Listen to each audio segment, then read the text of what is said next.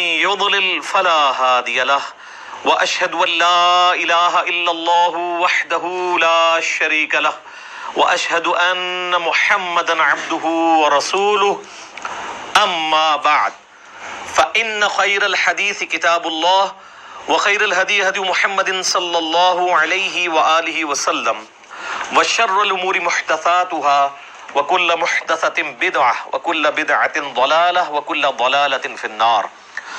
أعوذ بالله السميع العليم من الشيطان الرجيم من همزه ونفخه ونفثه. بسم الله الرحمن الرحيم. رب اشرح لي صدري ويسر لي أمري واحلل عقدة من لساني يفقهوا قولي. بسم الله الرحمن الرحيم. إن الله وملائكته يصلون على النبي يا أيها الذين آمنوا صلوا عليه وسلموا تسليما. اللهم صل على محمد وعلى آل محمد كما صليت على إبراهيم وعلى آل إبراهيم إنك حميد مجيد. اللهم بارك على محمد وعلى آل محمد كما باركت على إبراهيم وعلى آل إبراهيم إنك حميد مجيد. اللهم ربنا آتنا في الدنيا حسنة وفي الآخرة حسنة وقنا عذاب النار. ربنا آتنا من لدنك رحمة وهيئ لنا من أمرنا رشدا. لا إله إلا أنت سبحانك إني كنت من الظالمين. حسبنا الله ونعم الوكيل. يا حي يا قيوم برحمتك أستغيث ولا حول ولا قوة إلا بالله العلي العظيم.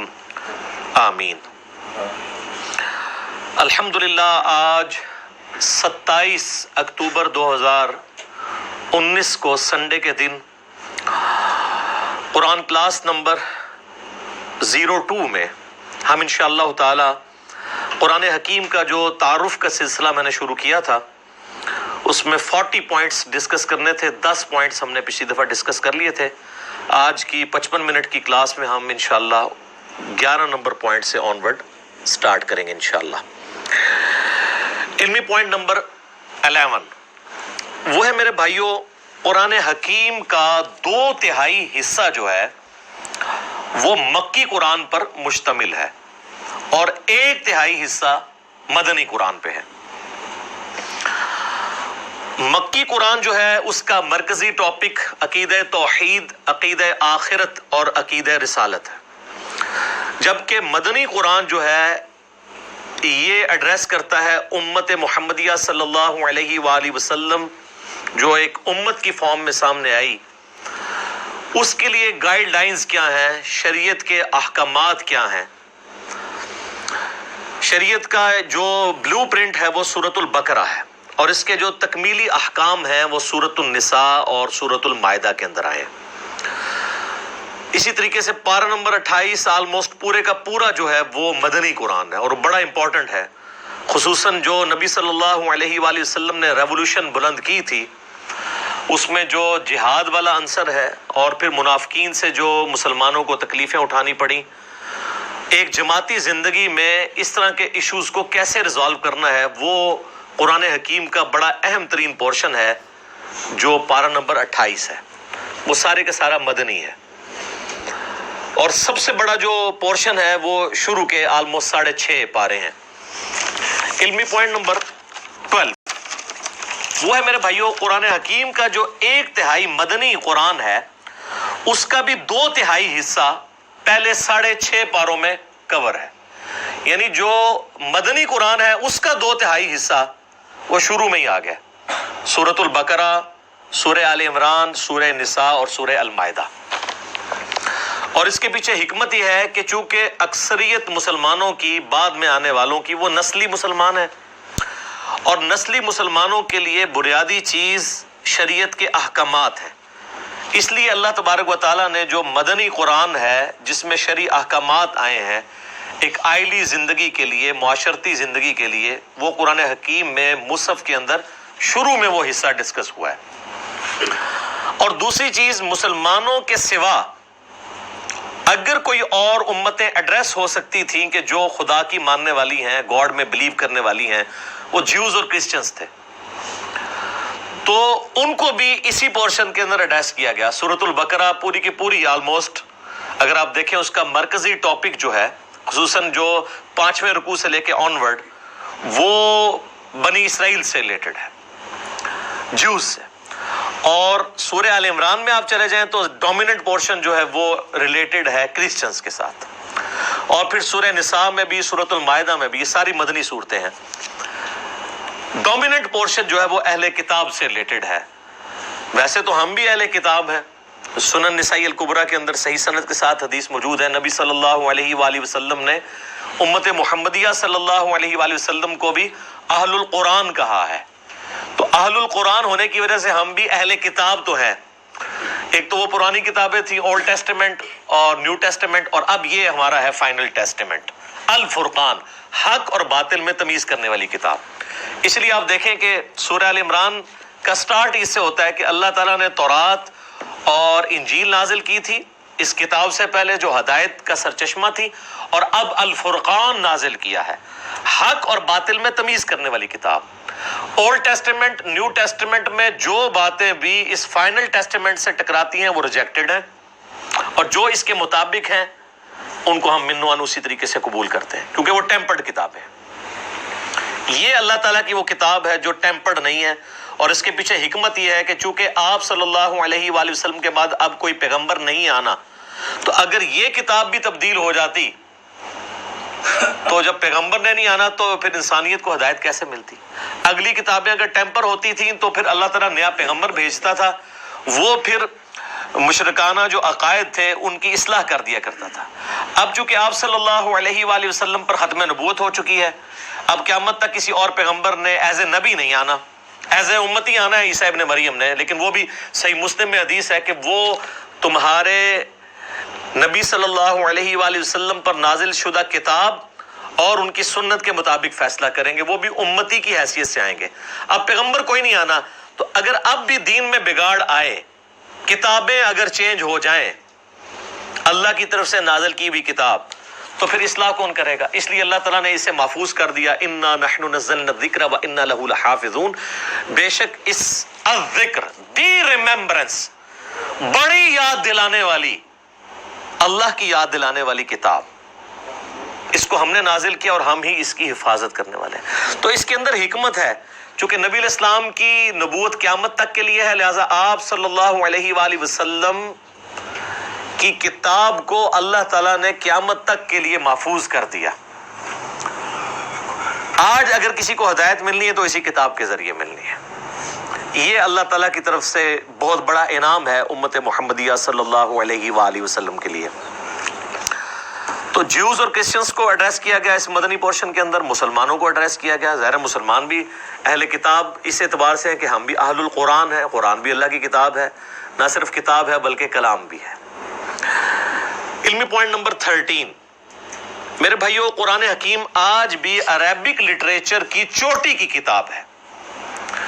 اور جب لٹریچر کی بات ہوگی پھر ریلیجن سے ہٹ کر جو لٹریچر کی فیلڈ کے لوگ ہیں, ایکسپرٹس ہیں, ان کی رائے کو مانا جائے گا.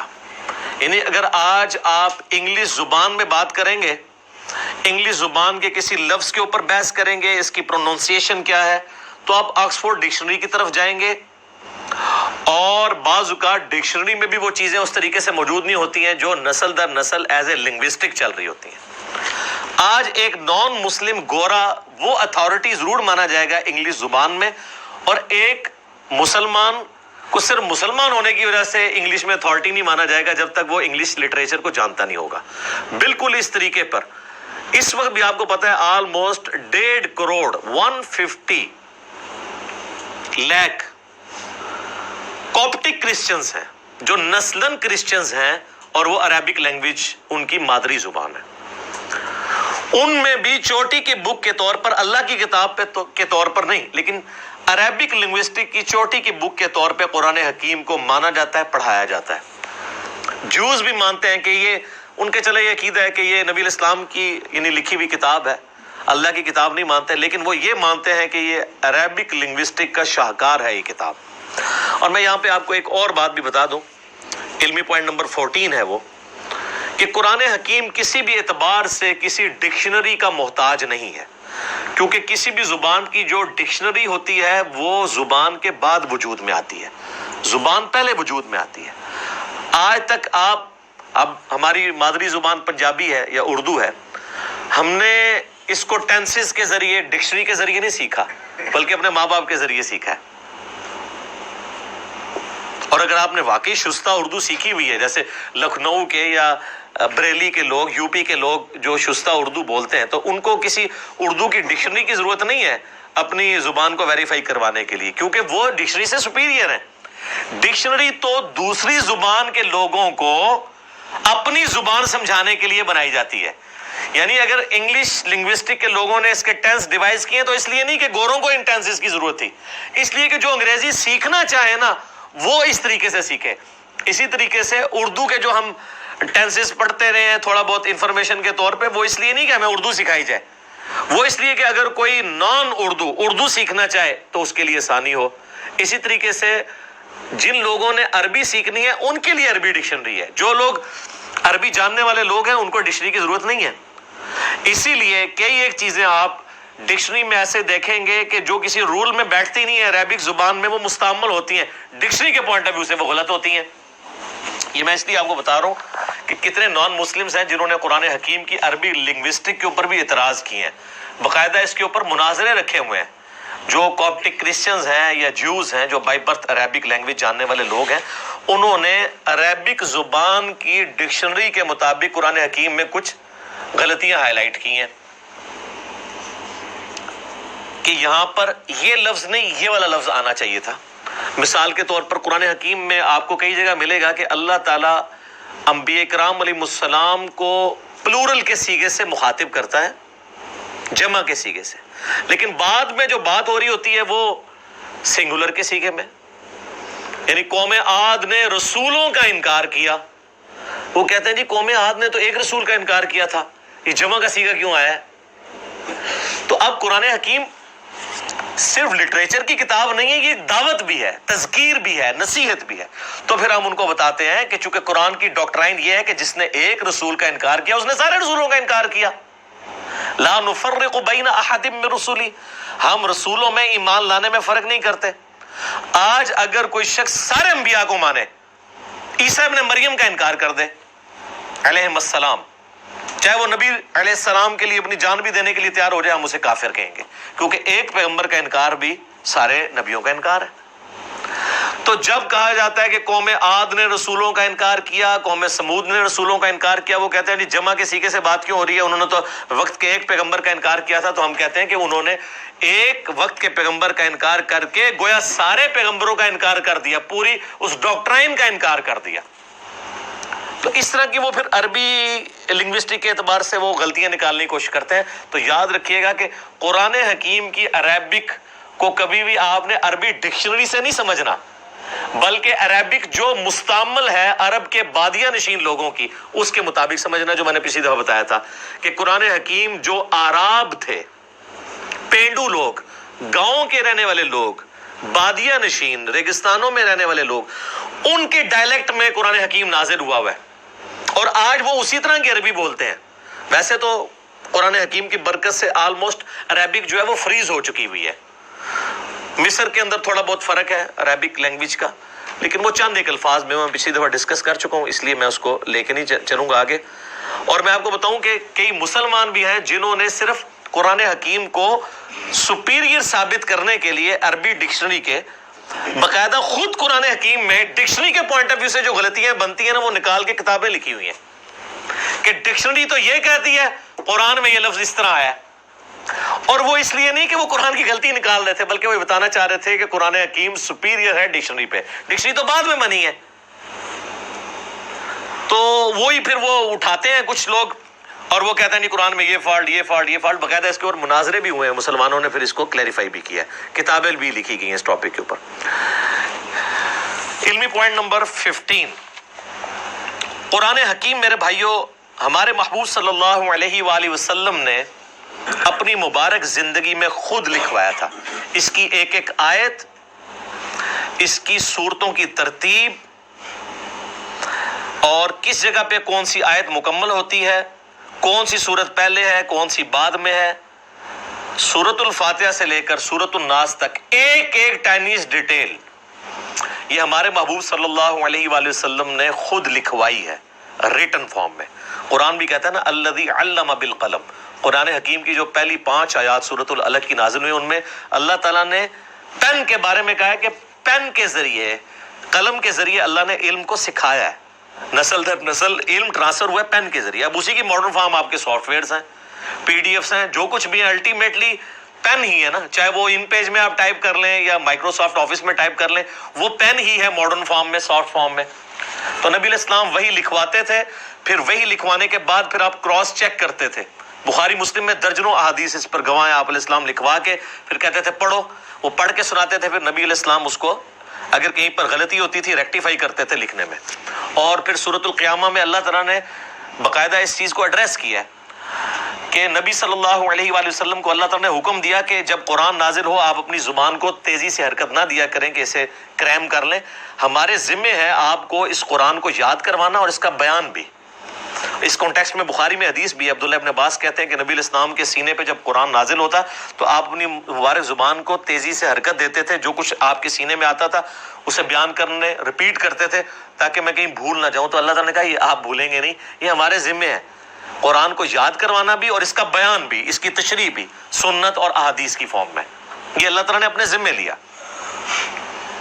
آپ علیہ السلام لکھواتے تھے، پھر کاؤنٹر ویریفائی کرتے تھے، سنتے تھے، حتیٰ کہ بخاری میں آتا ہے کہ نبی علیہ السلام سے ہر سال حضرت جبرائیل علیہ السلام دورہ قرآن کیا کرتے تھے۔ جتنا قرآن نازل ہوا ہوتا تھا نا، آپ علیہ السلام حضرت جبرائیل کو سنایا کرتے تھے اسی ترتیب سے، کون سی آیت کس جگہ پہ رکھی ہوئی ہے، کس صورت میں۔ یہ اکٹھی تو نہیں نازل ہوئی، بعض مکی صورتیں ایسی ہیں ان میں مدنی آیات ہیں، وہ اللہ تعالیٰ نے وحی کے ذریعے بتایا کہ جو مصحف لوح محفوظ میں اس کی ترتیب یہ ہے، آپ نے اس طریقے سے امت کو لکھوانا ہے۔ تو آپ علیہ السلام لکھواتے تھے، بلکہ جبرائیل علیہ السلام سے بھی دورہ قرآن ہوتا تھا، اس دورہ قرآن میں جبرائیل علیہ السلام آپ علیہ السلام سے قرآن سنتے تھے۔ اور بخاری میں حدیث ہے کہ سیدہ فاطمہ نے آپ علیہ السلام کی وفات سے کچھ عرصہ پہلے آپ علیہ السلام سیدہ فاطمہ کو ملنے گئے یا آپ کو ملنے کے لیے آئیں، تو آپ صلی اللہ علیہ وآلہ وسلم نے ان کے کان میں ایک بات کہی تو وہ رو پڑی، اور ایک اور بات کی تو وہ ہنس پڑی۔ پہلے آپ نے یہ بات کی کہ ہر سال جبرائیل علیہ السلام میرے پاس ایک دفعہ آتے تھے دورہ قرآن کے لیے، اس دفعہ 2 دفعہ آئے ہیں، مجھے لگتا ہے کہ میں آئندہ برس زندہ نہیں رہوں گا۔ تو اس پہ سیدہ فاطمہ رو پڑی۔ پھر آپ علیہ السلام نے ان کے کان میں کہا کہ کیا تم اس بات پہ خوش نہیں ہو کہ اللہ تعالیٰ نے تمہیں جنتی عورتوں کی سردار بنایا ہے، اور میرے مرنے کے بعد سب سے پہلے میرے اہل بیت میں سے تم مجھے آ کے ملو گی۔ 6 مہینے بعد ان کی ڈیتھ ہو گئی۔ تو اس پہ سیدہ فاطمہ خوش ہوئی۔ یہ حدیث بخاری مسلم دونوں میں ہے۔ اما عائشہ کہتی ہیں حضور کی زندگی میں نے کوشش ہی نہیں کی میں سیدہ فاطمہ سے یہ پوچھوں کہ حضور علیہ السلام نے آپ کے کان میں کیا باتیں کی تھی جس پہ آپ روئیں اور ہنسی۔ پھر حضور کی وفات کے بعد میں نے سیدہ فاطمہ سے کہا کہ فاطمہ، جو میرا حق ہے تم پر، میں تمہاری ماں لگتی ہوں، اس حق کے سبب میں تم سے سوال کرتی ہوں کہ نبی علیہ السلام نے تمہارے کان میں کیا بات کی تھی۔ پھر انہوں نے دونوں باتیں ریپیٹ کی، تو 2 دفعہ دورہ قرآن کیا۔ لہذا یہ جو ایک دجال عورت پیدا ہوئی تسلیمہ نسرین بنگلہ دیش میں، جس نے کہا کہ یہ قرآن حکیم کی ترتیب جو ہے یہ توقیفی نہیں ہے بلکہ یہ خود سے لوگوں نے، صحابہ کرام نے اپنے اعتبار سے اس کو کیا مینج، نہیں، نبی علیہ السلام نے اس کی ترتیب اسی طریقے سے لکھوائی ہے جو اللہ تعالیٰ نے وحی کے ذریعے آپ کو بتائی تھی۔ اور آپ علیہ السلام امی تھے۔ اچھا، امی کے لفظ کے اوپر بھی لوگوں میں نا ایک بڑا عجیب سا، بعض اسے گستاخی سمجھتے ہیں اور بعض دوسری ایکسٹریم پہ چلے جاتے ہیں۔ امی ہونا آپ علیہ السلام کا کوئی عیب نہیں ہے۔ امی آپ اس اعتبار سے بھی تھے کہ سورہ شورا میں، قرآن حکیم میں اللہ تعالیٰ نے سورہ شورا کے اندر مکہ کو ام القریٰ کہا ہے، بستیوں کی ماں، کیونکہ سینٹرل آپ کی بعثت خاصہ عرب کے لوگوں کے لیے تھی، اس وجہ سے بھی آپ امی ہیں۔ اور اس اعتبار سے بھی امی ہیں کہ آپ علیہ السلام نے کسی کی شاگردگی نہیں کی، آپ لکھنا پڑھنا نہیں جانتے تھے، اور یہ آپ کا عیب نہیں تھا، آپ کی خوبی تھی۔ ڈاکٹر اقبال کا شاعر ہونا ان کی خوبی ہے، لیکن نبی علیہ السلام کا شاعر ہونا ان کی خوبی نہیں ہے۔ قرآن میں اللہ تعالیٰ نے فرمایا سورہ یاسین میں، وَمَا عَلَّمْنَاهُ الشِّعْرَ وَمَا يَنبَغِي لَهُ، ہم نے نبی کو صلی اللہ علیہ وآلہ وسلم شعر کہنا نہیں سکھایا، اور نہ ان کے شان ہے، کیونکہ اگر آپ شعر کہنا سیکھے ہوئے ہوتے تو لوگ کہتے کہ یار اتنے عرصے سے پریکٹس کر ہی رہا تھا تو ایک ریفائنڈ کتاب اس نے لکھی دینی تھی، کہ اس میں ملکوتی غنا، ایک ڈیوائن میوزک تو چلتا ہے۔ اگرچہ وہ برابر نہیں، آزاد نظم کا سٹائل ہے، لیکن بہرحال وہ ایک چیز تو ہے. الرحمن علم القرآن خلق الانسان علمہ البیان. تو نبی علیہ السلام نے پوری زندگی نہ کسی فلاسفر کی شاگردگی کی، نہ کسی شاعر کی. اسی لیے تو لوگ پھر حیران ہوئے کہ یار یہ اللہ تعالیٰ کا کلام ہے. تو آپ امی تھے، اور یہ آپ کا عیب نہیں تھا، آپ کی خوبی تھی. اور اس کا ذکر اللہ تعالیٰ نے سورۃ العنکبوت میں کیٹاگوریکل اس حوالے سے مینشن کیا ہے کہ آپ علیہ السلام کی یہ خوبی کیسے بن گئی. سورۃ العنکبوت میں اللہ تعالیٰ نے آیت نمبر ہے یہ 48، اعوذ باللہ من الشیطان الرجیم، وما كنت تتلو من قبلہ من کتاب. اور اے نبی صلی اللہ علیہ وآلہ وسلم، اس کتاب کے نزول سے پہلے آپ کسی کتاب میں سے کوئی چیز پڑھ نہیں سکتے تھے، یعنی آپ کی کمپیٹنسی نہیں کہ آپ پڑھ سکیں. ولا تخطہ بیمینک، اور نہ آپ اپنے دائیں ہاتھ سے کچھ لکھ سکتے تھے، نہ آپ لکھنا جانتے تھے نہ پڑھنا جانتے تھے. اذا لارتاب المبطلون، اگر ایسا ہوتا تو یہ بات شک والوں کو شک میں ڈال دیتی کہ یہ کتاب آپ نے خود لکھ لی ہے. اب تو کوئی کہہ نہیں سکتا کہ آپ لکھنا پڑھنا جانتے، تو یہ آپ نے کیسے کتاب لی؟ یہ آپ نے نہیں لکھی، اللہ نے آپ کے دل پر نازل کی. بل ہوا آیات بینات، بلکہ یہ تو اللہ کی آیات ہیں، فی صدور الذین اوتوا العلم، ان کے سینوں میں جن کو اللہ نے علم دیا ہے. وما یجحد بآیاتنا الا الظالمون، اور ہماری آیات سے تو انکار نہیں کرتے مگر ظالم لوگ. وقالوا لولا انزل علیہ آیات من ربی، اور یہ کہتے ہیں کہ اس نبی کو کوئی معجزہ کیوں نہیں ان کے رب کی طرف سے دیا گیا. اچھا، یہ آیت قرآن میں درجنوں دفعہ آتی ہے اور ایک بندہ حیران ہو جاتا ہے کہ ہم تو بچپن سے اتنے حضور کے معجزے سن رہے ہیں، اور قرآن میں بار بار کافر اعتراض ہی کر رہے ہیں کہ آپ کو معجزہ کیوں نہیں دیا گیا. معجزات ہیں بخاری مسلم میں، ٹینجیبل فارم میں، فزیکل فینومینا آف نیچر توڑنے والے حسی معجزات. لیکن قرآن حکیم میں جو وہ معجزات وہ ڈیمانڈ کرتے تھے نا، وہ سورہ بنی اسرائیل میں ہے، جس میں میں نے 4 لیکچر دیے، مثلا number 131 A B C D. 9 معجزات وہ مانگتے تھے. وہ کہتے تھے ہمارے سامنے آسمان پہ چڑھ کے بتاؤ، اور صرف چڑھنے کو نہیں مانیں گے، اوپر سے ہمارے سامنے یوں کتاب لے کے نازل ہو، آپ یوں اشارہ کرو تو آپ کے لیے نہریں رواں ہو جائیں، باغات میں پھل اگنے شروع ہو جائیں.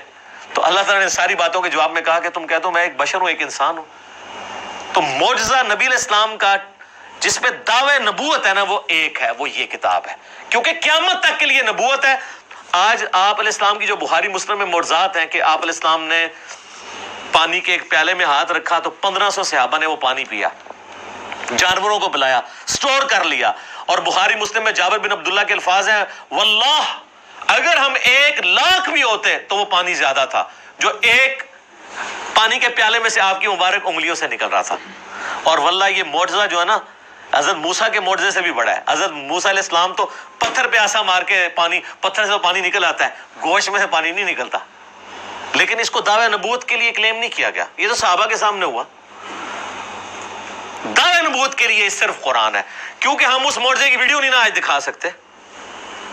کس طرح کلیم کریں قرآن کی؟ ہم کہتے ہیں یہ لے چیک کریں، اس کو سائنس پہ پیش کریں، کسی اعتبار سے چیک کریں. تو ادھر ہی اللہ تعالیٰ نے اس ٹروتھ کو ریویل کیا. یہ کہتے ہیں یہ کافر کہ نبی علیہ السلام پہ معجزہ کیوں نہیں نازل کیا گیا. قل انما الآیات عند اللہ، اے نبی فرما دیجئے کہ معجزے تو اللہ کے پاس ہیں. وانما انا نذیر مبین، اور میں تو صرف ڈر سنانے والا ہوں. اولم یکفیہم، کیا ان کے لیے یہ معجزہ کافی نہیں ہے؟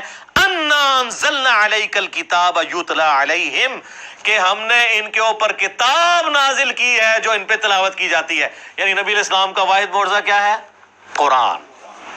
یہ بڑا مشکل ٹاپک ہے، کیونکہ اس ٹاپک کو ڈسکس کریں گے تو گستاخی کا فتویٰ لگ جائے گا. اچھا جی، باقی معجزات کو نہیں مانتے؟ وہ مانتے ہیں، کلیم نہیں کرتے ان کو نبوت کی دلیل پہ، کیونکہ ہم اس کو پیش نہیں کر سکتے.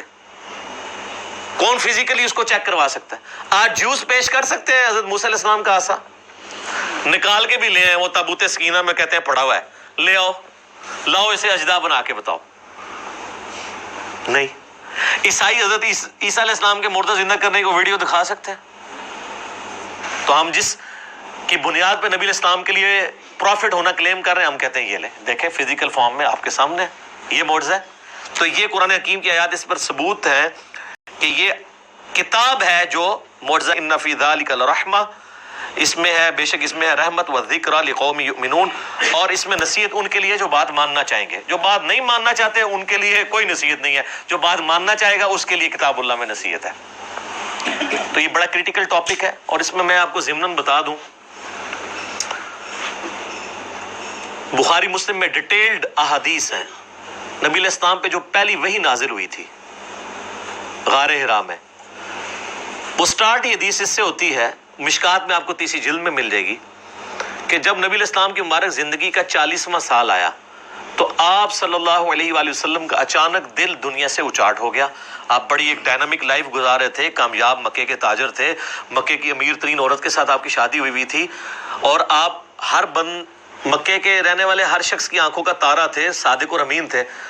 اچانک ایک بندہ جو اتنا ایکسٹروورٹ ہو، گھر سے وہ کھانا پیک کر کے اور غار حرا میں جانا شروع ہو گیا، اور چند دنوں کے بعد فرشتہ آ گیا وہاں پہ. تو نیچے لوگوں نے یہ بھی سوچنا شروع کر دیا کہ یار یہ اکیلا غار میں بیٹھے رہتا تھا، ہو سکتا ہے اس پہ کوئی آسیب کا سایہ ہو گیا ہو. لیکن جب کلام سنا تو میں نے پچھلی دفعہ وہ زماد والی حدیث سنائی تھی نا، تو کتنا اثر ہوا ان کے اوپر. تو سیدہ خدیجہ کھانا باندھ کے دیا کرتی تھی. آپ کے بزرگ تو 2 سال تک کچھ کھاتے نہیں ہیں، لیکن نبی صلی اللہ علیہ وآلہ وسلم اپنا کھانا گھر سے لے کے جایا کرتے تھے. یہ ہے سچائی جو بخاری مسلم میں، وہ ہیں کہانیاں. تو وہاں پہ سیدہ عائشہ کے الفاظ ہیں بخاری مسلم دونوں میں کہ آپ پہ جب پہلی وحی نازل ہوئی تو فرشتہ انسانی شکل میں آیا اور اس نے آپ علیہ السلام کو کہا اقرا، پڑھ.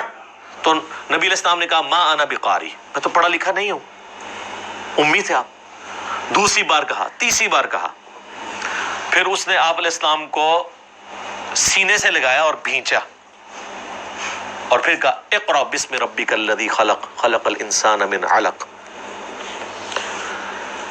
اقرا، اور آگے وہ یعنی 5 آیات پوری.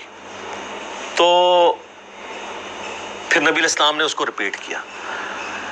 اس حدیث میں یعنی ان لوگوں کے موقف کو تائید حاصل ہوتی ہے جن کا یہ موقف ہے کہ نبی علیہ السلام کے سامنے کوئی لکھی ہوئی تختی پہ یہ آیات لائی گئی تھی. کیونکہ اگر اقرا سے مراد یہ ہوتا کہ میرے پیچھے پیچھے ریپیٹ کرو، وہ تو بچہ بھی ریپیٹ کر لیتا ہے. اس کے لیے اس کو یہ نہیں کہنا پڑتا، اس کی زبان ہے کہ میں پڑھا ہوا نہیں ہوں. یعنی کوئی چیز ریٹن فارم میں آپ کے سامنے لا کے رکھی گئی اور آپ کو کہا گیا. اور یہ بھیجنے کی برکت یہ ہوئی کہ آپ علیہ السلام نے وہ لکھا ہوا بھی پڑھ لیا. لہذا یہ جو سورۃ العنکبوت کی آیت ہے نا کہ اس قرآن کے نزول سے پہلے آپ کتاب سے کچھ پڑھ نہیں سکتے تھے، تو اس کا مطلب ہے اس کتاب کے نزول کے بعد اللہ نے آپ کو یہ معجزہ بھی دے دیا کہ آپ پڑھ لیتے تھے. یہ ڈائریکٹ استعداد آپ کے اندر پیدا ہو گئی. پھر آپ نے وہ آیات پڑھی، پھر آپ واپس آئے کانپتے ہوئی حالت میں. سیدہ خدیجہ کو کہا مجھے کمبل اڑا دو، انہوں نے تسلی دی. بخاری مسلم کے الفاظ ہیں کہ آپ یتیموں کے پر سرے جو ہے وہ شفقت، دست شفقت رکھتے ہیں، آپ محتاجوں کا جو ہے وہ حاجت پوری کرتے ہیں، آپ مہمان نوازی کرتے ہیں، آپ جو تنگ دست لوگ ہیں ان کی مدد کرتے ہیں. اللہ تعالیٰ آپ کو کبھی بھی بے یار و مددگار نہیں چھوڑے گا. پھر وہ ورقہ ابن نوفل جو ان کے کزن تھے، جو ایک کرسچن تھے، ان کے پاس لے گئی. انہوں نے جب یہ باتیں سنی تو انہوں نے کہا یہ وہی ہے جو موسیٰ علیہ السلام کے پاس آئی تھی. ان قریب آپ کی قوم آپ کو اس شہر سے نکال دے گی. تو نبی علیہ السلام نے کہا مجھے یہ نکال دیں گے، یہ تو مجھ سے بڑی محبت کرتے ہیں. انہوں نے کہا آپ سے پہلے جس نے بھی توحید کی بات کی ہے اس کے ساتھ اس کی قوم نے یہی کچھ کیا. اگر میں اس وقت تک زندہ رہا تو میں آپ کی مدد کروں گا. لیکن وہ پہلے ہی فوت ہو گئے. ورقہ ابن نوفل رضی اللہ تعالیٰ عنہ، نبی علیہ السلام کی انہوں نے یعنی جو نبی ہونا ہے اس چیز کو پہچان لیا، کہ وہ نابینا تھے صرف کلام سن کے. تو اس سے پتہ چلتا ہے کہ آپ علیہ السلام بعد میں یعنی پڑھنے کی استعداد آپ میں آ گئی تھی، اور لکھنے کی بھی بالکل ایسا نہیں تھا کہ آپ بالکل کچھ نہیں لکھ سکتے تھے.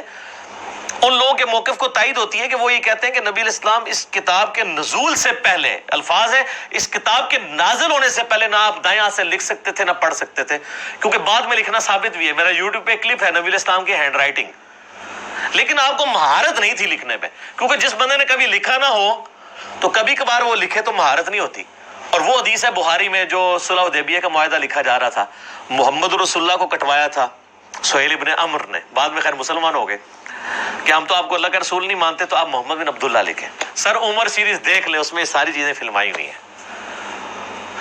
تو پھر نبی علیہ السلام نے مولا علی سے کہا، تو انہوں نے کہا یا رسول اللہ میں آپ کا نام نہیں مٹاؤں گا. حالانکہ حکم ادب پہ فوقیت رکھتا ہے، لیکن نبی الاسلام نے بھی اس چیز کو سمجھا کہ محبت کی وجہ سے ہی کہہ رہا ہے۔ پھر آپ نے فرمایا ایسا مجھے بتاؤ میں خود کاٹتا ہوں۔ تو بخاری کے الفاظ ہیں، آپ نے محمد رسول اللہ پر لکیر پھیر کے اپنے مبارک ہاتھوں سے محمد ابن عبداللہ لکھا، اور وہ راوی حدیث کہتا ہے کہ نبی علیہ السلام لکھ رہے تھے لیکن آپ لکھنے پہ مہارت نہیں رکھتے تھے، یعنی آپ کی ہینڈ رائٹنگ اتنی واضح نہیں تھی، بہرحال آپ نے جو بھی تھا وہ لکھ لیا۔ یعنی چند ایک الفاظ لکھنے سے ثابت ہو گیا آپ علیہ السلام تھوڑا بہت لکھ بھی لیتے تھے، پڑھنے کی استعداد آپ میں آ گئی تھی، اور ویسے بھی وہی کو آپ کاؤنٹر ویریفائی کرتے تھے سننے کے بعد۔ کئی کاتبین وہی اس میں یعنی شامل تھے جو جن کی ڈیوٹیز اس حوالے سے نبی صلی اللہ علیہ وآلہ وسلم نے لگائی ہوئی تھی۔ تو یہ امی کو میں نے کلیئر کر دیا کہ امی کا مطلب کیا ہے، یعنی یہ نعوذ باللہ اس کا مطلب کوئی جاہل ہونا نہیں ہے، یعنی آپ علیہ السلام کا یہ معجزہ تھا، اللہ تعالیٰ نے آپ کو اس طریقے سے رکھا۔ جس طرح حضرت عیسیٰ علیہ السلام کا معجزہ تھا کہ وہ یعنی شیرخوارگی کی عمر میں بول پڑے تھے، نبی علیہ السلام کا معجزہ یہ تھا کہ 40 سال کی عمر تک پہنچتے ہوئے، یعنی لیونر کیلنڈر کے مطابق اور سولر کیلنڈر کے مطابق 39 ایئرز، لکھنا پڑھنا آپ نہیں جانتے تھے۔ اسی جب یہ کتاب آئی تو کسی نے یہ شک نہیں کیا جو سورۃ العنکبوت میں آیا، تاکہ لوگ شک میں نہ پڑ جائیں کتاب آپ نے لکھی ہے۔ تو یہ اللہ کا ڈیوائن پلان تھا، اس میں فٹ ان یہی پھر سکیم بیٹھتی تھی جو اللہ تعالیٰ نے رکھی، یہ اس کی حکمت ہے۔ علمی پوائنٹ نمبر 16، میرے بھائیوں، قرآن حکیم کی یہ جو موجودہ کتابی شکل ہے، اس کتابی شکل میں پہنچتے ہوئے آلموسٹ 25 سال اس کو لگے ہیں۔ اس 25 سالوں میں نبی علیہ السلام پہ جو قرآن نازل ہوا وہ والے 23 سال شامل نہیں ہے، اس کے بعد 25 سال لگے ہیں اس شکل میں آتے ہوئے۔ اس کی حکمت میں آپ کو اگلے پوائنٹس میں بتاتا ہوں۔ علمی پوائنٹ نمبر 17 وہ ہے میرے بھائیوں کہ عرب کے لوگوں کو اپنی میموری کے اوپر نا بڑا ناز تھا، وہ چیزیں زبانی یاد رکھتے تھے، کریم کرتے تھے، ان کو اتنی شاعرانہ کلام زبانی یاد ہوتے تھے، ان کے لیے کوئی پرابلم نہیں تھا چیزوں کو زبانی یاد رکھنا، اور اس پہ وہ فخر محسوس کرتے تھے۔ اب اس سینیریو کے اندر جب یہ کتاب نازل ہوئی تو صحیح بخاری میں آتا ہے کہ ابن مسعود کہتے ہیں میں نے 80 صورتیں نبی علیہ السلام سے خود سن کے یاد کی ہیں۔ آپ نماز میں پڑھتے تھے، آپ ذرا کریمنگ کا لیول دیکھیں کہ نماز میں وہ تہجد کی نماز میں سن رہے ہیں اور یاد بھی کر رہے ہیں، اتنے ان کے مضبوط حافظے تھے۔ ابھی بھی دیکھ لیں، آپ چھوٹے بچوں کو لگا لیں، کتنے بچے 8-9 سال کی عمر میں پورا قرآن حفظ کر جاتے ہیں، ابھی بھی کوئی مشکل نہیں ہے، لیکن وہ اب تھوڑا سا چونکہ ہمارا موڈ چینج ہو گیا، ہماری پرائورٹیز چینج ہو چکی ہیں، اس لیے وہ والا معاملہ پیچھے چلا گیا۔ ہم زیادہ تر لکھی ہوئی چیزوں کے اوپر اعتماد کرتے ہیں، زبانی یاد رکھنے کے اوپر توجہ نہیں کرتے، اس لیے یہ ذرا مسئلہ آہستہ آہستہ پیچھے چلا گیا۔ اب چونکہ ان کو اپنی کریمنگ کے اوپر ناز تھا، یاد کرنے کے اوپر ناز تھا، اس لیے وہ قرآن پاک کے حافظ سینکڑوں کی تعداد میں صحابہ کرام میں موجود تھے۔ لیکن صحیح بخاری میں آتا ہے جب جنگ یمامہ ہوئی مسیلمہ کذاب کے خلاف، اس جنگ میں کئی حفاظ شہید ہوئے، تو پھر حضرت عمر نے آگے مشورہ دیا کہ ہم یہ جو سکیٹرڈ فارم میں کہیں ہڈیوں پہ، کہیں چمڑے کی کھال کے اوپر، کہیں لکڑی کے اوپر لکھی ہوئی نبی علیہ السلام کی لکھوائی ہوئی وہی موجود ہے، اس کو ایک جگہ جمع کر کے کتابی شکل 2 گتوں کے درمیان لے آئے۔ تو حضرت ابوبکر چونکہ سنت کی پیروی کرنے والے تھے، پہلا جواب ان کا وہی تھا کہ میں وہ کام کیوں کروں جو نبی علیہ السلام نے خود نہیں کیا۔ پھر حضرت عمر ان کے ساتھ بحث کرتے رہے کہ اس کی ضرورت ہے، حتیٰ کہ حضرت ابوبکر کہتے ہیں اللہ نے میرا سینہ کھول دیا۔ پھر مشورہ طے پایا کہ زید ابن ثابت جو بڑے انٹیلیجنٹ بندے تھے اور سب سے زیادہ ڈومیننٹ وہی انہوں نے لکھی ہوئی تھی، ان کو بلایا گیا، ان کے ذمہ یہ کام لگایا گیا، وہ بھی ریلیکٹنٹ ہوئے۔ پھر ان کے ساتھ صحابہ نے بحث کی، وہ مان لیا انہوں نے، اور بخاری میں الفاظ ہیں انہوں نے کہا کہ اگر مجھے حضرت ابوبکر یہ ڈیوٹی لگاتے نا، یہ پورا پہاڑ یہاں سے یہاں شفٹ کرنا ہے، تو وہ آسان کام تھا۔ قرآن پاک کی ذمہ داری میرے پہ لگانا ایک پوری امت کے اعتبار سے میرے پہ بڑی ذمہ داری تھی۔ زبانی لوگوں کو یاد تھا، آج بھی حافظ ہی اس کو پڑھ کے اینڈ پہ آپ دیکھتے نہیں لکھا ہوتا ہے ہم نے قرآن کو حرف حرف پڑھا، اس میں کوئی غلطی نہیں ہے، یہ کوئی نسخے سے نہیں میچ کرتا، کریمنگ کوئی حفاظ نہیں اس کو۔ لیکن حضرت بکر یہ چاہتے تھے جو نبی علیہ السلام نے اپنے نوٹس لکھوائے ہیں اس کے ساتھ کاؤنٹر ویریفائی کیا جائے، اور اس کے لیے طے پایا کہ ریٹن ریکارڈ موجود ہونا چاہیے، جو بھی آپ اس میں لکھیں گے، اور کم از کم 2 بندے اس کو ریٹن میں جسٹیفائی کریں گے۔ لیکن اس میں ایک آیت ایسی تھی کہ جس کا ریٹن ریکارڈ صرف ایک بندے کے پاس تھا، صحیح بخاری میں آتا ہے، وہ تھے حضرت خزیمہ ابن ثابت انصاری رضی اللہ تعالیٰ عنہ۔ اور کسی کے پاس مل نہیں رہا تھا. صحابہ کو یہ اجداج سے پتا تھا, کیونکہ الفاظ ہیں کہ گم پائی, تو گم وہی بندے کو پتا ہوتا ہے جس کو یاد ہو کہ میں نے سنی ہوئی ہے اور اب لکھی بھی نہیں مل رہی. جب یاد بھی نہ ہوتا, اس کے بعد صحابہ کو اجداج میں تھی کہ یہ آیت ہے, ریٹن فارم میں حضرت خزیمہ کے پاس ملی, دوسرا کوئی گواہ نہیں تھا. پھر صحابہ کو یاد آیا کہ ان کی تو گواہی حضور نے 2 کے برابر کی ہوئی ہے, اور وہ معجزہ آپ کی وفات کے بعد ظاہر ہوا. یہ پروفیسیز اور جو علامات النبوہ ہے, اور وہ واقعہ بڑا مشہور ہے. نبی علیہ السلام نے ایک یہودی کے ساتھ ایک جانور کا سودا کیا. آپ گھر جب رقم لینے کے لیے, مال لینے کے لیے گئے, پیچھے سے کسی نے اس کو زیادہ قیمت لگا دی, وہ مکر گیا. آپ علیہ السلام واپس آئے تو اس نے کہا آپ نے سودا ہی نہیں کیا. آپ نے فرمایا تم مجھے نہ دو لیکن کم از کم مجھے جھوٹا تو نہ کرو. انہوں نے کہا نہیں, آپ نے سودا ہی نہیں کیا, اگر کیا تو گواہ لائیں. گواہ کوئی بھی نہیں تھا. تو حضرت خزیمہ وہاں سے گزر تھے, انہوں نے کہا میں گواہی دیتا ہوں کہ تم نے سودا کیا. معاملہ رفع دفع ہو گیا. جب وہ چلا گیا تو حضور نے کہا تم نے کیوں گواہی دی صلی اللہ علیہ وسلم. ان کا یا رسول اللہ میں نے آپ کے کہنے پہ اتنی بڑی بڑی گواہیاں دی ہیں, تو یہ تو بہت چھوٹی گواہی ہے. آپ کی شخصیت کو جب میں نے مان لیا, یعنی ہمارے پورے دین اسلام کی بنیاد جو ہے نا وہ رسول اللہ پہ کھڑی ہوئی ہے صلی اللہ علیہ وسلم. اس قرآن کو ہم نے اللہ کی کتاب کس کے کہنے پہ مانا ہے؟ نبی صلی اللہ علیہ وسلم کے کہنے پہ. قبر کے عذاب کو, آخرت کے معاملات کو, جنت کو, یہ ساری چیزیں آپ کے کہنے. تو ان کا جب میں نے اتنی بڑی بڑی چیزیں, یہ تو چیز ہی کوئی نہیں. تو آپ علیہ السلام نے پھر ان کو آنری طور پہ فرمایا تھا کہ ہر معاملے میں 2 گواہوں کی ضرورت ہے. جہاں میرا خزیمہ ایک آ گیا نا, تو اس کی گواہی 2 کے برابر مان لینا. اور وہ سر حضرت بکر کے دور میں معجزہ ظاہر ہوا, بخاری میں موجود ہے. وہ پھر اللہ تعالیٰ کے نبی علیہ السلام کو اللہ تعالیٰ نے یہ زندہ معجزہ امت تک ٹرانسفر کیا کہ ان کی گواہی کے اوپر وہ پھر آیات قرآن حکیم میں داخل کی گئی. لقد جاءکم رسول من انفسکم, یہ والی آیات. اور ایک روایت میں کسی دوسری آیت کا ذکر آتا ہے. بہرحال تو یہ ریٹن ریکارڈ کو سامنے رکھا جاتا تھا, اور پھر میچ کر کے تو پھر ایک مصحف تیار کیا گیا. وہ مصحف پوری زندگی حضرت ابوبکر کے پاس رہا. حضرت ابوبکر کی وفات کے بعد حضرت عمر کے پاس رہا. حضرت عمر نے اپنی وفات کے بعد ام المومنین اور اپنی بیٹی سیدہ حفصہ کو دے دیا, اور یہ سیدہ حفصہ کے پاس وہ مصحف تھا جو حضرت ابوبکر نے لکھوایا. یہ بخاری کی حدیث یہاں پہ کنکلوڈ ہو جاتی ہے.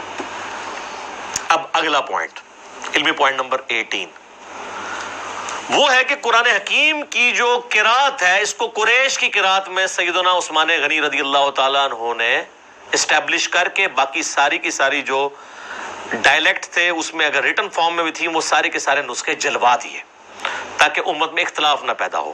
وہ بخاری میں حدیث ہے, حذیفہ ابن یمان کہتے ہیں کہ ہم نے آذربائیجان کی جنگ کے لیے, یعنی رشیا کی طرف جب حملہ کرنے لگے حضرت عثمان کے دور میں, تو ہم نے جو رومن اور پرشین امپائر جو مسلمانوں کے انڈر آ چکی تھی قادسیہ اور یرموک کے بعد, ان علاقوں میں ہم لوگوں کو ابھار رہے تھے جہاد کے لیے.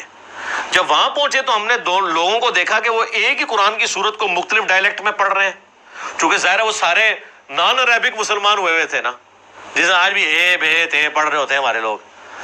تو حضرت حذیفہ ابن یمان آئے کا بخاری کے الفاظ ہیں, اے امیر المومنین امت کو تباہی سے بچائیں, امت میں تو اختلاف پیدا ہو جائے گا اس طریقے سے. تو حضرت عثمان غنی رضی اللہ تعالیٰ نے اس چیز کو بھانپ لیا. تو انہوں نے کہا کہ وہ جو نسخہ حضرت بکر نے لکھوایا تھا نا, وہ سیدہ حفصہ سے لے کے آؤ, اور جہاں پہ کہیں اختلاف ہے اس معاملے میں تو قریش کی قرات میں ریٹن ریکارڈ رکھو. پھر انہوں نے کئی ایک نسخے لکھوائے, اور یعنی حضرت عثمان کے آلموسٹ آپ سمجھ لیں دور کے آخری حصے کی بات ہے. میں نے اس لیے 25 سال کا ذکر کیا تھا. وہاں کے مصحف عثمانی یہ فائنل ہوا, اس لیے ہم اس کو مصحف عثمانی کہتے ہیں. اس لیے نہیں کہ حضرت عثمان نے لکھوایا, اس لیے کہ انہوں نے حضرت عثمان نے اس کو جو ہے وہ قریش کی قرات میں لکھوایا. نبی علیہ السلام کہ یہ جو صحابی حضرت عثمان غنی رضی اللہ تعالیٰ عنہ کا یہ کارنامہ اتنا بڑا کارنامہ ہے کہ اس پہ کسی کو اختلاف نہیں ہے. ایون آپ شیعہ تفسیر بھی اٹھائیں تو شیعہ نے اپنی صحیح سند کے ساتھ قرآن حکیم کی تفسیر میں لکھا ہے کہ مولا علی کہتے تھے کہ حضرت عثمان نے جو کچھ اپنے دور میں کیا, اگر میں ان کی جگہ ہوتا تو میں بھی یہی کرتا. امت کا احسان, امت پہ احسان ہے حضرت عثمان غنی رضی اللہ تعالیٰ عنہ کے وہ نسخے جو میں نے پچھلی دفعہ بتایا تھا. وہ ٹاپ کاپی میوزیم میں بھی رکھا ہے جس پہ حضرت عثمان کے وہ خون کے قطرے بھی گرے تھے. فَسَيَكْفِيكَهُمُ اللَّهُ سورۃ البقرہ کی آیات پہ, ان کے مقابلے پہ اللہ تیرے لیے کافی ہے. تو مصحف عثمانی اس لیے اسے کہا جاتا ہے, اور آج تو کاربن ڈیٹنگ کے ذریعے چیک بھی ہو سکتا ہے. تو یہ حضرت عثمان غنی رضی اللہ تعالیٰ عنہ کو جو کہا جاتا ہے نا کہ آپ قرآن جمع کرنے والے ہیں, یہ غلط ہے. آپ قرآن جمع کرنے والے نہیں, جمع نبی علیہ السلام نے اپنی مبارک زندگی میں لکھوایا اور ابو بکر نے اس کو ایک جگہ دو گتوں کے درمیان کیا، اور قریش کی جو قرات والا جو اختلاف تھا اس کو ختم کر کے قریش کی قرات میں قرآن حکیم کو حضرت عثمان غنی رضی اللہ تعالیٰ نے ایک جگہ اسٹیبلش کیا. تو یہ اس کی پوری ہسٹری تھی. علمی پوائنٹ نمبر 19 وہ ہے میرے بھائیوں، یہ جو قرآن حکیم کا ہمارے پاس مصحف عثمانی ہے، اس پہ سنی اور شیعہ کا اجماع ہے. یہ بڑا پراپوگنڈا ہوتا ہے مناظروں میں بھی کہ جی شیعہ اس قرآن کو نہیں مانتے، اور آپ کو حیرانگی ہوگی کہ شیعہ سنیوں کے اوپر بھی اعتراض کرتے ہیں کہ سنی قرآن میں تحریف مانتے ہیں. وہ میرا آپ یوٹیوب پہ کلپ دیکھ لیں، کیا شیعہ کافر ہیں، تو میں نے اس میں یہ ساری چیزیں کھولی ہیں. پریکٹیکلی اس وقت پوری دنیا کے پاس یہی قرآن ہے، مشرق سے لے کر مغرب تک، شمال سے جنوب تک. انڈونیشیا کا مسلمان ہو، افریقہ کا مسلمان ہو، رشیا کا ہو، امریکہ کا ہو، سب کانٹیننٹ کا ہو، کہیں سے قرآن پڑھنا شروع کریں، آیت آدھی پڑھیں چھوڑ دیں، اگلی آیت وہ پڑھے گا. دنیا میں اس وقت ملینز آف حفاظ موجود ہیں.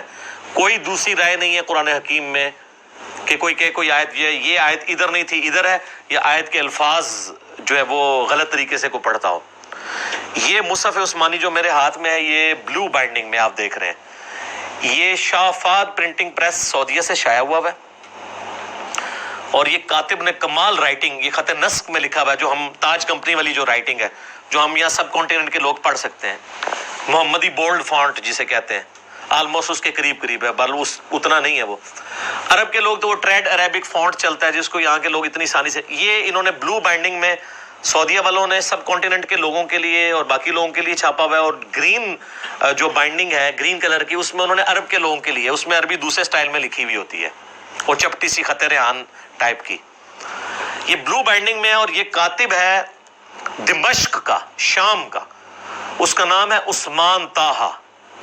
یہ اس کاتب نے لکھی ہے، اور کمال اس نے لکھا ہے، ایسے انداز میں اس نے رائٹنگ کی ہے کہ ہر صفحے پہ آیت ختم ہو رہی ہے. یہ کتنا بڑا کمال ہے کہ آلموسٹ آپ یہ دیکھ لیں کہ یہ قرآن حکیم جو میرے پاس مصحف ہے، اس کے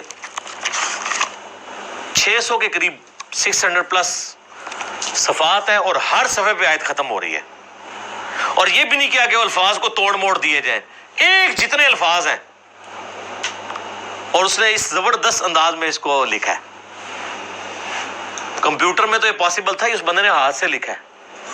کتنا بڑا کارنامہ ہے اس بندے کا. اور یہ اللہ نے اس کو اتنی قبولیت دی ہے کہ آج دنیا میں یہی قرآن چھپ رہا ہے، عثمان طاہا کا لکھا ہوا.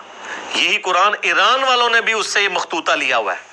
ایران میں بھی یہی قرآن چھپتا ہے جو سعودیہ سے. آپ حیران ہو گیا، بس یہ ہے کہ اس کی بائنڈنگ ریڈ ہے، اس کی بلو ہے. ایران والوں نے اس کا ذرا کلر ڈیفرنٹ کر لیا. قرآن ایک ہی ہے. اچھا، آپ کو پڑھایا گیا جو شیعہ 40 پارے مانتے ہیں، قرآن ہو رہا ہے. آج تک آپ نے خود جا کے کبھی شیعہ کی کسی امام بارگاہ میں جا کے قرآن اٹھا کے چیک کیا؟ پراپوگنڈا چلتا ہے. سر جب آپ اس طرح کے جھوٹے پراپیگنڈے کرتے ہیں نا، پھر اس کا نقصان یہ ہوتا ہے کہ جو مخالف ہے نا، وہ اپنے اس عقیدے میں اور کانفیڈنٹ ہو جاتا ہے کہ یہ تو ہے ہی اتنے جاہل ہیں، جو اتنے جھوٹے ہمارے اوپر الزامات لگا رہے ہیں، تو ان کی باقی باتیں بھی غلطی ہوں گی. ایک اور آپ نے بڑا جھوٹ سنا ہوگا جی، وہ شیعہ میں حافظ قرآن کوئی نہیں ہوتا. اسماعیلیوں کے بارے میں بھی بہت مشہور ہے. سر اسماعیلیوں میں ایسے ایسے خاندان ہیں کہ ہر بچہ ہی حافظ ہے. مجھے کوئی سے ایک بھائی نے ای میل کی، وہ بتانے لگا وہ اسماعیلی تھا، پھر میرے لیکچر سن کے وہ جو ہے وہ فرقہ واریت سے نکلا. تو مجھے بتانے لگا کہ ہمارے خاندان میں کوئی بندہ ایسا نہیں جو حافظ نہ ہو، لیکن بس حافظ ہی ہے، بلکہ حافظ ہے پنجابی والا، ترجمہ نہیں آتا، عقیدے قرآن کے مطابق نہیں. اور یہاں مشہور کیا ہے جی، وہ شیعہ حافظ نہیں ہو سکتا.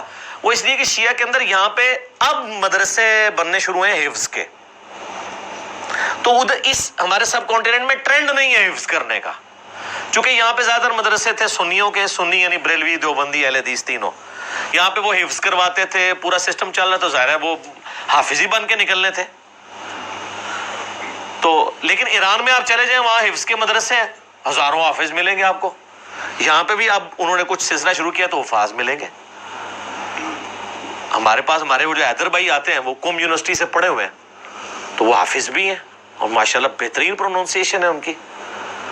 تو تو یہ یعنی ایک جھوٹا پراپوگنڈا کیا جی وہ حافظ نہیں ہو سکتا چونکہ یہ قرآن کو مانتے نہیں، لہٰذا ان میں حافظ ہی کوئی نہیں ہے. کہانی ہے چل رہی ہے، 40 پارے ہیں اور یہ 30 پارے اور 10 پارے وہ کہتے ہیں بکری کھا گئی. اللہ یہ بکری کھانے والی حدیث سنن ابن ماجہ میں ہے. وہ تو شیعہ پیش کرتے ہیں، یہ تو آپ کی کتاب میں لکھا ہے بکری کھا گئی، اور حدیث بھی ٹھیک ہے. وہ بکری کھانے سے کیا ہو گیا؟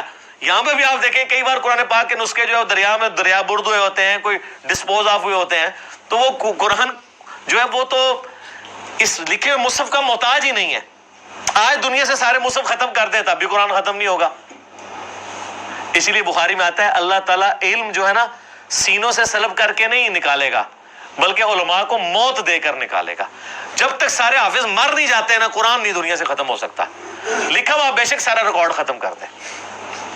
یہ اللہ تعالیٰ نے غیر معمولی حفاظت لی ہے. اس لیے میں آپ کو بتا رہا ہوں کہ مصحف لکھتی کمپنی ہے تاج کمپنی یا ضیاء القرآن پبلیکیشن یا قدرت اللہ کمپنی، لیکن اس کو سرٹیفائی حافظ قرآن کرتا ہے کہ یہ صحیح لکھا ہوا ہے.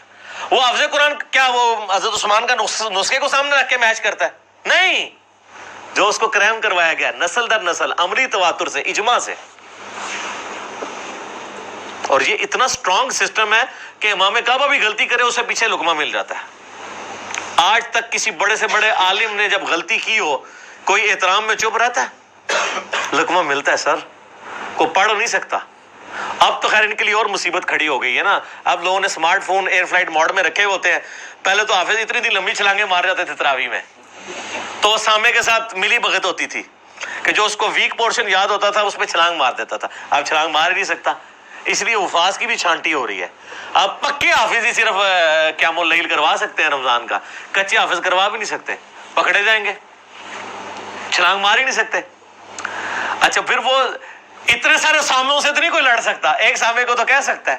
ہم نے بڑی لڑائیاں ہوتی دیکھی ہیں کہ سامع غلطی نکالتا تھا تو 2-3 تو بس برداشت کرتے تھے، پھر وہ ایسے آنکھیں نکالتے تھے اگلی بار وہ پڑھتے جاتے تھے. لیکن اب اتنے لوگ کھڑے ہیں وہ تو نہیں پھر چھوڑیں گے کہ یہ آپ کیا پڑھ رہے ہیں. اس لیے اب آپ دیکھیں پکے حافظ اچھا قرآن پڑھنے. اب لوگوں میں شعور بھی ہے یار قرآن سننا ہے ہم نے، یعلمون تعلمون نہیں سننا. تو لوگ بڑی یعنی کنسنٹریشن کے ساتھ ایسی مساجد کے اندر جاتے ہیں جہاں سکون سے قرآن پڑھا جاتا ہو. لوگ قرآن کو انجوائے کرتے ہیں. یہ یعنی اسمارٹ فون کی برکت اس حوالے سے ہے. اب اس دن سے ڈریں کہ یہ علماء یہ فتوی نہ دے دیں کہ اسمارٹ فون میں قرآن پڑھنا اور سننا آرام ہے تاکہ ان کی جان چھوٹ دے. ہاں ایک بندے نے کہا میرا کوشچن بھی چھڑا ہوا ہے کیا موبائل پہ قرآن پڑھ سکتے ہیں؟ اس نے کہا جی قرآن پڑھ تو سکتے ہیں لیکن اس قرآن کا ثواب نہیں ملے گا. ایک کہانی کرا لی ہے. تو پھر میں نے اسے پھکی دی تھی کہ صحابہ کرام کو دیکھ کے قرآن پڑھتے تھے، ان کو زبانی پہ ثواب ملتا تھا. تو ہم اگر مصحف سے نہیں دیکھ کے پڑھ رہے، موبائل سے دیکھ کے پڑھ رہے ہیں تو ہم تو ڈبل کام کر رہے ہیں، پڑھ بھی رہے ہیں اور دیکھ بھی رہے ہیں، تو ہمیں اتنا بھی ثواب نہیں ملے گا. وہ تو خالی زبانی پڑھتے تھے سوائے ان لوگوں کے جن کے پاس مصحف تھا اور وہ حافظ نہیں تھے. تو یہ حفاظ والا بھی پورا پراپوگنڈا کیا ہوا جی کہ جی وہ حافظ جناب ہو ہی نہیں سکتا کوئی. علمی پوائنٹ نمبر 20 اور وہ ہے میرے بھائیوں قرآن حکیم کی 7 قرات اسٹیبلش ہے. اگرچہ ہم ایک ہی قرات کو لے کے چل رہے ہیں جو امام حفص جو عبداللہ ابن مسعود کے یعنی آگے سے شاگردوں میں سے ہیں، وہ قرات دنیا میں اسٹیبلش ہے، اسی میں امام کعبہ قرات کرتا ہے، بڑے بڑے قرات کے مقابلے اسی میں ہوتے ہیں. لیکن جو باقی جو 6 قرات تھیں وہ اللہ تعالیٰ نے بخاری مسلم میں حدیث ہے نبی علیہ السلام نے فرمایا، میرا 7 قرات کے اوپر کلپ بھی ہے کہ اللہ تعالیٰ نے امت کو آسانی دی. لیکن وہ قرات جو ہے وہ اس طریقے سے صرف جو 7 عشرہ جن قرآن نے کورس کیا ہوا ہے ان کو آتی ہے. بعض جگہ پہ وہ پڑھی بھی جاتی ہے. یعنی یہ جو سوڈان کے اندر یا فلسطین میں کچھ لوگ ہیں جو عام قرات کے اندر بھی اس کو پڑھتے ہیں. مثلا یہ اب جو مالک یوم الدین ہے نا، ایک قرات میں یہ مالک یوم الدین بھی ہے. ٹھیک ہے. والضحى واللیل اذا سجا، تو ایک قرات میں ہے یہ والضحى واللیل اذا سجے. یہ ڈائلیکٹ بدل گیا. تو میں نے بتایا تھا نا ہم یہاں پہ کہتے ہیں ادھر آ اور پنڈی کے لوگ کیا کہتے ہیں ادھر آ. یہ وہی ہے والضحى والضحى. تو یہ مختلف قرات چل رہی ہیں. اور اب سعودی عرب نے 7 قرات والے قرآن بھی چھاپ دی ہیں. ہر قرات کا قرآن لادہ سے یہ نہیں پڑھنے کے. ویسے تو عرب کے لوگوں کو تو یہ جو اعراب ہے یا اس کو حرکات کہنا اپروپریٹ ورڈ ہے، اعراب تو نہیں کہنا چاہیے. اعراب تو وہ حالت ہوتی ہے جس میں وہ حرکات زبر زیر پیش کی وجہ سے چلا جاتا ہے. ایک لفظ آراب ہے، آراب کہتے ہیں پینڈو لوگ، بادیہ نشین. قالت الاعراب آمنا، اعراب ایک لفظ ہے اعراب زیر کے ساتھ، جو ہم اپنی لنگوسٹک میں اسے زبر زیر پیش کہتے ہیں. ویسے اپروپریٹ ورڈ اس کے لیے حرکات ہے. ان حرکتوں کی وجہ سے، حرکات کی وجہ سے جو اعرابی حالت بنتا وہ ابھی لنگوسٹک ہے. ویسے لفظ ہے حالت رفع میں ہوتا ہے لفظ محمدن، لیکن دروشی میں کیا ہے؟ محمدین. کیوں؟ علی آ گیا، اللہم صلی علی محمدن. لیکن اذان میں محمدن ہے، کیوں؟ ان آ گیا، ان کی وجہ سے پیش زبر میں بدل گیا. اشہد ان محمدن رسول اللہ، کلمہ میں پڑھتے ہیں محمد رسول اللہ، اور اذان پڑھتے ہیں محمد رسول اللہ، اور محمد پیش کا فرق دیکھا ہم نے. تو یہ جاتی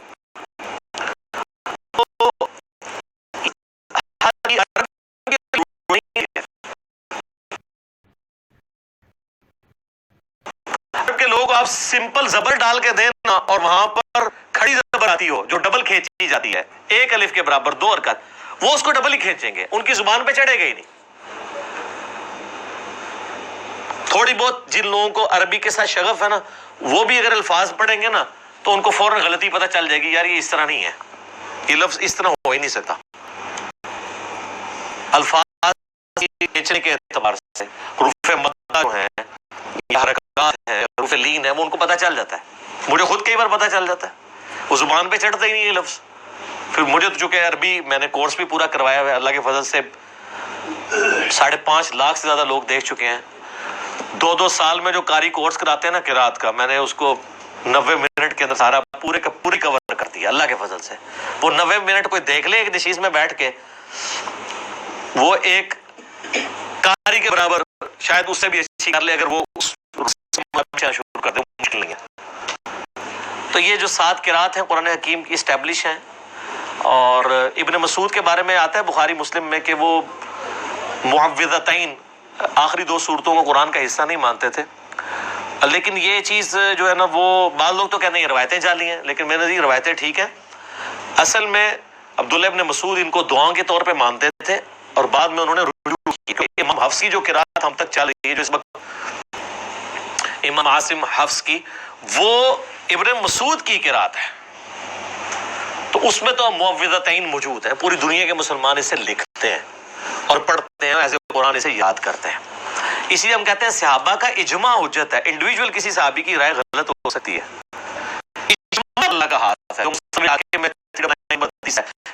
چیپٹر میں اللہ تعالیٰ میری امت کو کبھی گمراہی جماعت پہ اللہ کا ہاتھ ہے.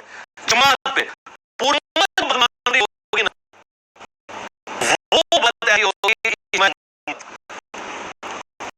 اللہ کا ہاتھ ہے. انڈیویجولی کسی بندے کی رائے غلط بھی ہو سکتی ہے، امت کا اجماع جو ہے نا وہ حفاظت کرتا ہے. ٹھیک ہو گیا. تو اس 7 قرات والا ایک بڑا کریٹیکل ایشو ہے. میں نے اس کے اوپر حدیث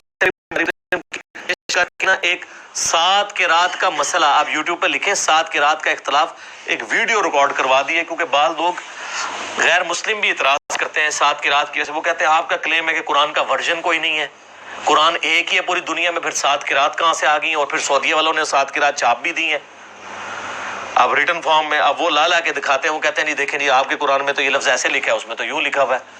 اور اس میں صرف زبر زیر کا بھی فرق ہوتا نا تب بھی کام چل جاتا. مالک یوم الدین اور مالک یوم الدین یہ تو چل جائے گا کہ چلیں لکھنے میں دونوں ایک طرح ہی ہیں.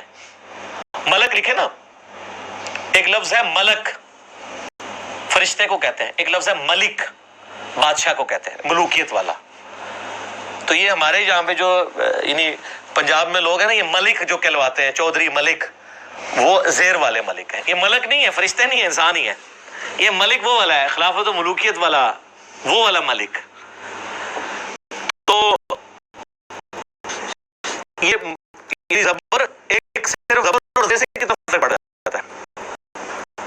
تو ملک یوم الدین کو عربی میں لکھا جاتا ہے تو ملک لکھا جاتا ہے.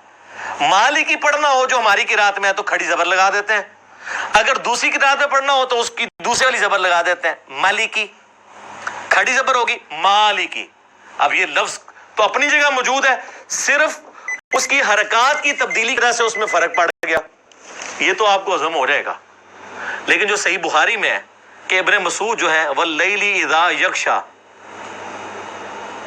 वन्नहारी इज़ा तजल्ला वमा खलक़ ज़कर वल उन्सा, ये हमारे मुसहफ़ में है। वो माँ के बगैर पढ़ते थे वह खलक़ ज़कर वल उन्सा, उसमें तो माँ ही पूरा गायब है। तो वो फिर काफिर ले आते हैं, वो कहते हैं देखे जी आपके उसमें लफ्ज में माँ मौजूद है, इसमें माँ मौजूद नहीं है, लेकिन मानों में फर्क नहीं पड़ता। हमारे पास है तुम्हारे पास रसूल आए तुम्हारी जानों में से, तुम्हारी स्पीशीज से। एक किरात में लफ्ज अनफसिकुम, उसका मतलब रहेगा तुम में नफीस तरीन, बैक वक्त दोनों माने दुरुस्त हैं, वो तो काम चल जाता है। मसला यहां पे आगे होता है, इसीलिए अहले तशय्यो में कई लोग हैं जिनका ये मौकिफ है कि ये 7 किरात फ्रॉड है। अगर हम 7 किरात को मानना शुरू कर देंगे तो कुरान डाउटफुल हो जाएगा। लेकिन पुराने अहले तशय्यो में और अहले सुन्नत सब के सब 7 किरातों को मानते हैं, सिवाय जो चंद मॉडर्न स्कॉलर हैं। लेकिन इससे इनकार मुमकिन नहीं है 7 किरात है, इससे कोई आयत में नजरियात में फर्क नहीं पड़ता, ना इसको तमाशा बनाना चाहिए। और अगर कोई इनकार भी करते हम उसकी कोई तकफीर नहीं करेंगे। उम्मत सिर्फ उसी एक किरात की पाबंद है जो मशरिक से लेकर मगरिब तक, शमाल से लेकर जनूब तक दुनिया के मुसलमानों के हाथ में, और वो ये जो कुरान छाप है